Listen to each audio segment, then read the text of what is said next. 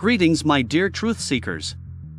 In recent days, more and more analysts and experts in the West have begun to express their concern about how things are going for the Ukrainian army and its Western allies.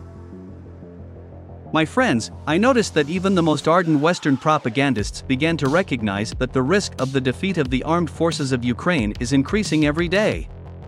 According to them, if the West does not take urgent action to change the warfare tactics by the Ukrainian command, then Russia's victory in this confrontation will not be avoided.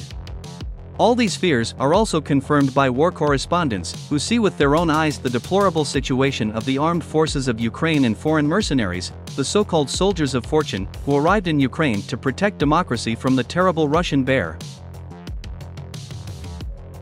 For more than 2 days, the inappropriate behavior of American mercenaries from various U.S. private military companies has been discussed on Russian and Ukrainian internet resources.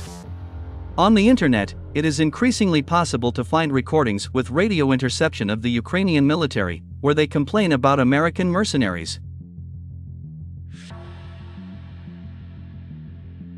The following cases are also recorded by military correspondents.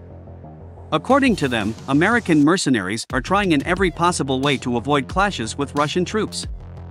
There are cases when Americans refuse to go into battle on hotspots of the front line, sending Ukrainians and mercenaries from Poland ahead. All this causes extreme discontent among Ukrainian soldiers and officers, who simply have to endure the familiarity of their Western patrons.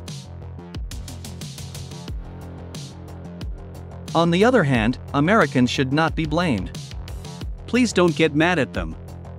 They can be understood. As they say, everyone wants to live. At the moment, there is a real meat grinder at the front line. Ukraine is suffering huge losses, which are thousands of soldiers per day. And no one wants to be among those killed soldiers, even the most ardent supporters of democracy in the form of American mercenaries. Meanwhile, Russia has increased the production of weapons 20-fold, which is immediately sent to the front. Just a few hours ago, the head of Rostec Corporation, Sergei Kemezov, officially announced that the production of weapons in Russia has reached unprecedented proportions. According to him, the Russian defense complex produces all types of weapons in an ongoing mode. In fact, all countries' conveyors producing weapons are put on military rails. Today, not only the latest models of heavy equipment were sent to the front, but also the latest ammunition, including self-guided munitions with a laser sight.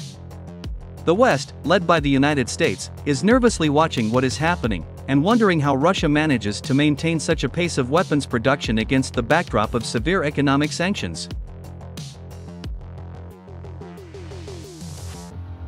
With each passing day, it's increasingly clear that Washington should immediately change the tactics of confrontation with Russia. The efforts of the United States and other Western countries are becoming futile before the pressure of Russia.